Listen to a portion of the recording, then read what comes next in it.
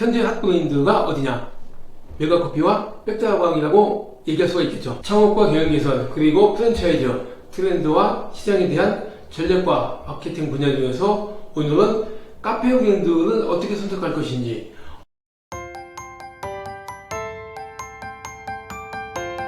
어느 브랜드를 우리가 선택하는 것이 가장 수익성이 좋은지에 대해서 금년도 6월 기준으로 백다방의 전체 매장 수는 1594개로 점포당 일평균 매출액은 약 91만원입니다. 평당 매출액도 굉장히 중요한데요. 평당 매출액은 백다방이 약 61,000원이고 금년도 5월 기준 메가커피의 점포수는 2967개로 점포당 일 매출액은 100만원, 백다방보다는 약 10만원이 높습니다. 그러나 매장 규모가 크기 때문에 평당 매출액으로 분석을 해보면 백다방 61,000원보다 약 2,000원 낮은 59,000원으로 나타나고 있습니다. 메가커피의 성장은 여러가지 요인에 기인하고 있는데요. 그렇다면 메가커피의 주요 성장 요인은 무엇일까요? 첫 번째, 가격 경쟁력이라고 할 수가 있죠. 메가커피는 대용량 커피는 저렴한 가격에 제공하며 가격 민감도가 높은 소비자층을 타겟으로 하고 있는데 주요 고객은 젊은 층과 학생들에게 큰 인기를 끌고 있습니다. 두 번째 요인은 대용량 제품이라는 것이죠. 메가커피는 대용량 음료로 제공하며 소비자들에게 가성비를 굉장히 강조하고 있습니다. 이는 한 번의 구매로 더 많은 양을 즐길 수 있다는 점에서 매력적인 부분이죠. 세 번째 요인은 다양한 메뉴인데 커피뿐만 아니라 다양한 음료와 디저트를 제공하며 소비자의 선택의 폭이 넓혔습니다. 이는 다양한 취향을 가진 고객을 유치하는 데 도움이 되었죠. 네 번째는 접근성이 좋은 위치에 메가커피 매장을 많이 열어 소비자들이 쉽게 방문할 수 있도록 하고 있다는 점이죠. 특히 대학가나 번화가에 매장을 집중하여 유동 인구를 활용을 하고 있습니다. 매장 위치 선택이 되겠죠.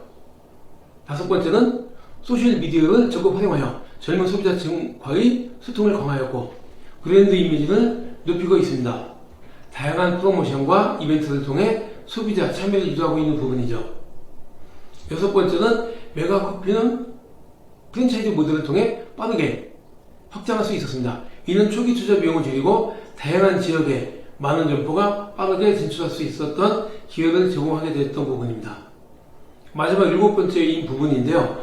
웰빙 트렌드에 맞춰 저칼로리 음료나 비건 음료 옵션을 추가하는 등 소비자 트렌드에 민감하게 반응을 했던 부분입니다. 메가커피의 성장세를 한번 살펴보면 2022년도 기준으로 메가커피의 가맹점은 2173개였는데 금년도 5월 2967개로 증가했습니다. 약 36.5%의 성장률을 나타내고 있습니다. 메가커피는 커피 브랜드 시장에서 점유율을 높이며 다양한 메뉴와 가격 경쟁력을 통해서 소비자의 선택을 받고 있습니다. 세 번째는 브랜드 인지도 상승 부분인데요. 메가커피는 다양한 마케팅 전략을 통해서 브랜드 인지도를 높였고 이는 가맹점의 매출 증가로 이어지고 있습니다. 메가커피가 줄곧 성장만 하는 것은 아니겠죠. 앞으로 보면 메가커피의 리스크가 있는데 리스크는 5가지로 가맹점의 수익률이 지역에 따라 상이할 수 있으며 일부 가맹점은 높은 경쟁으로 인해서 수익성이 굉장히 낮아지고 있습니다. 이는 가맹점주들의 불만을 초래할 수가 있는 부분이죠. 두 번째는 빠른 가맹점 수 증가가 브랜드 이미지에 부정적 영향을 미칠 수 있습니다.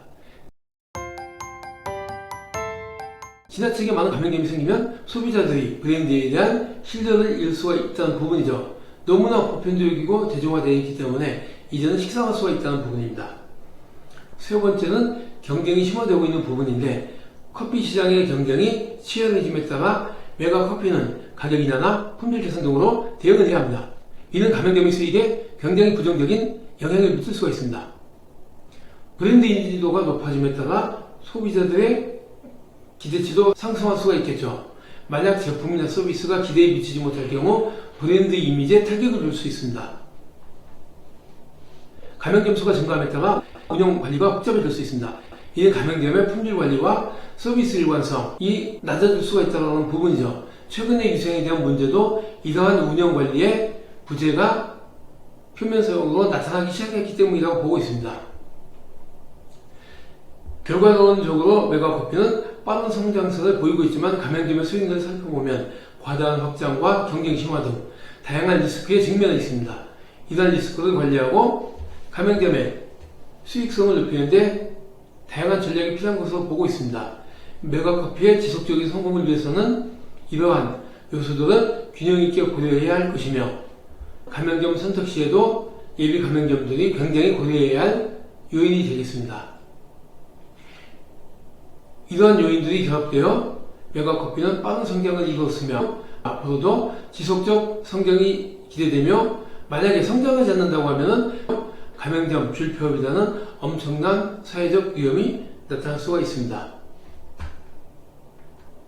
두 번째, 우리가 잘 아는 백종원 대표의 백다방에 대한 성공 요인을 살펴보겠습니다.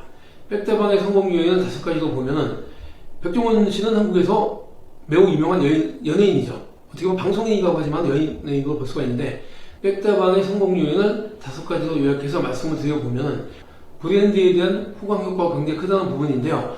백종원 씨는 한국에서 매우 유명한 방송인으로 그의 이름과 이미지를 바탕으로 백다방에 긍정적인 영향을 미치고 있습니다. 소비자들은 백종원 씨의 신뢰성과 전문성을 바탕으로 백다방의 제품 그리고 가맹점 브랜드를 선택하게 되었죠. 두 번째 부분은 신뢰성이 있는 품질에 대한 부분인데 백종원 씨의 요리와 음식에 대한 전문성을 보면은 소비자들이 백다방의 음료와 디저트가 높은 품질을 유지할 것이라고 믿고 있습니다. 이는 브랜드 충성도를 높이는데 큰 기여를 하였던 것이죠. 세 번째는 마케팅과 홍보 부분인데 백종원 씨의 방송 출연과 소셜미디어 활동은 백다방의 인지도를 높이는데 큰 역할을 하였습니다. 그의 영향력이 있는 이미지 덕분에 자연스럽게 브랜드가 홍보가 됐던 부분이죠. 네 번째 부분은 백종원 씨는 대중과의 소통을 중요시 여기는 그의 접근성이 있는 이미지가 소비자들에게 친근감을 주었죠. 이는 고객 경험을 향상시키고 재방문율을 높이는데 기여하였습니다. 즉 소비자의 연결고리가 굉장히 컸다는 것이죠.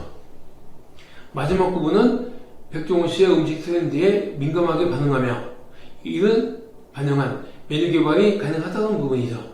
이는 소비자들의 관심을 가지고 커피 시장에서의 경쟁력을 높이는데 굉장히 도움이 된 트렌드에 대한 선호가 되겠습니다. 백다방의 성장세도 한번 살펴보면은 백다방은 최근 몇 년간 눈에 띄는 성장세를 보이고 있으며 이는 다양한 요인에 기인하고 있습니다. 백다방의 성장세를 구체적으로 살펴보면은 먼저 가맹점 수를 살펴보면 2024년도 6월 기준으로 점포수가 1594개입니다. 지난해 말보다도 무려 10%인 145개 매장이 증가했죠.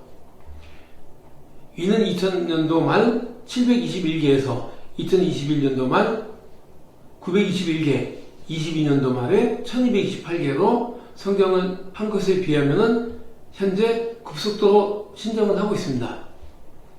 두 번째 백다방의 연간 매출액은 2023년도 기준으로 1353억 원에 달하며 이는 더본코리아 전체 매출의 37.3%가 되겠습니다. 이런 매출 성장은 백다방이 더본코리아에서 중요한 브랜드로 자리 잡고 있음을 보여주고 있습니다. 세 번째는 백다방은 브랜드 가치를 높이기 위해서 다양한 마케팅 전략을 활용하고 있으며 이는 가맹점의 매출 증가를 이어지고 있습니다.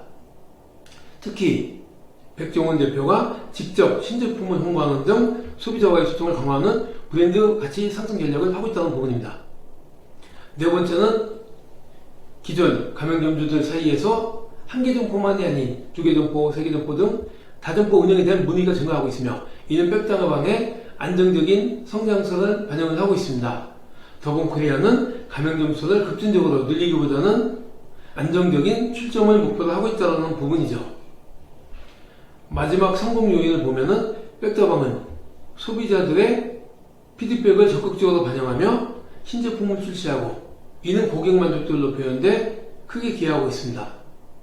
이러한 소비자 중심의 접근은 브랜드 충성도를 높이는데 중요한 역할을 하고 있다는 부분이죠. 그러나 백다방도 굉장히 큰 리스크를 안고 있습니다. 첫 번째, 백종원 씨의 개인 브랜드에 지나치게 의존하고 있다는 부분이죠. 그의 이미지나 평판에 문제가 생길 경우에 아직까지는 크게 생긴 적은 없지만은 추후 백다방에도 부정적인 영향을 크게 미칠 수가 있다는 부분입니다. 예를 들어 개인적인 스캔들이 만약에라도 발생한다고 하면 브랜드 이미지가 크게 훼손될 수 있다는 부분입니다. 두 번째는 소비자의 기대치가 굉장히 높다는 부분이죠. 백종원 씨의 높은 인지도는 소비자들에게 높은 기대치를 부여합니다. 이로 인해 제품이나 서비스의 품질이 내 기대치에 미치지 못한다고 볼 경우에는 소비자 실망이 크게 나타날 수가 있죠. 세 번째는 경쟁 브랜드의 반격이 되어 있습니다. 백종원 씨의 유명세를 이용한 마케팅 전략은 경쟁 브랜드에서도 크게 모방될 수 있다는 부분이죠. 이는 백다방의 차별성을 약화시킬 수 있다는 리스크가 됩니다. 네 번째는 백종원 씨가 선도하는 트렌드가 시간이 지나면서 변할 수 있습니다. 만약 소비자들이 다른 트렌드로 이동하게 되면 백다방의 메뉴와 서비스가 구식으로 여겨질 리스크가 있다는 부분이죠. 즉 트렌드 변화에 대한 민감성이 대두가 될 수가 있다는 것입니다. 다음 마지막 부분은 확장성에 대한 한계 부분인데 백종원 씨의 개인 브랜드가 강력할수록 그에 대한 의존도가 높아지기 때문에 프랜차이즈 확장 시 오너의 개입이 필수적일 수 있습니다. 이는 운영의 유연성을 크게 저할 수가 있다는 부분이죠. 지금 다양한 브랜드에서 백종원 씨의 영향력이 굉장히 크다는 부분이 나오고 어떻게 보면은 오너와 경영주가 동일하기 때문에 이런 부분이 해소되기는 쉽지는 않을 것으로 보고 있습니다. 이와 같이 백종원 씨의 방송인 브랜드 후방 효과는 백다방의 성공에 가장 큰 기여를 하고 있지만 동시에 그에 따라 엄청난 리스크도 존재, 아직까지는 크게 나타나지 않고 있지만 내재하고 있다고 볼 수가 있습니다.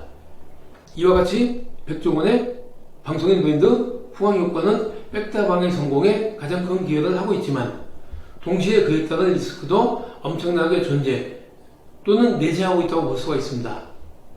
이러한 성공 요인과 리스크를 예비 가맹점주들께서도 잘 검토하시고 판단해야 될 것이라고 다시 한번 정리하면 프랜차이즈 가맹점 선택 시의 유의사항을 보면은 크게 네 가지로 구분할 수가 있습니다. 첫 번째, 이미 확립된 브랜드 인지도를 활용할 수가 있기 때문에 초기 고객 유치가 용이하다는 브랜드 인지도.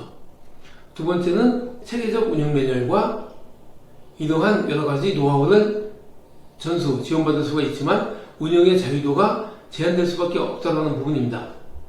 세 번째는 매출의 일정 부분을 로열티로 지불해야 하므로 장기적인 수익성에 영향을 줄 수 있는 로열티와 수수료가 높다는 부분이죠. 세 번째는 가맹본부의 관리와 지원이 중요하며 같은 브랜드끼리 경쟁할 수 있다는 부분입니다. 그래서 거래에 대한 부분도 두고 있지만은 이러한 부분이 도심지에서는 크게 영향을 주지 않기 때문에 제한적인 가맹점 출점도 상당히 중요한 부분으로 보고 있습니다. 그렇다면 브랜드 선택 시에 조심해야 될 사항들은 무엇이 있을까요? 계약서의 조건을 면밀히 검토하고 불리한 조건이 있는지 없는지 확인해야 되는 계약 조건에 대한 부분입니다.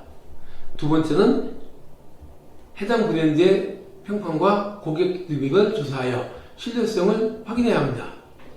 세 번째는 가맹본부의 지원 체계가 충분한지, 입주 선정할 때 개발팀의 직원이 현장에 열심히 다니고 있는지, 그리고 전년도 가맹점 평균 수익률을 알려주고 있는지 이런 부분도 중요한 거고요. 교육과 마케팅 지원이 어떻게 이루어져 있는지에 대한 지원 체계 부분이 중요하다고 할 수 있습니다. 마지막 부분은 해당 브랜드가 시장에서 경쟁력을 갖추고 있는지, 성장 가능성을 가지고 있는지 분석해야 되는 경쟁력 부분이죠. 이런 사항을 고려해서 독립 브랜드와 그리고 프랜차이즈 가맹점 중에서 자신에게 맞는 브랜드까지 잘 선택한다면 성공 확률이 높을 수 있지 않을까 생각합니다. 이 내용이 유익하다고 생각하시면 구독을 눌러주시고 끝까지 경청해 주셔서 감사합니다.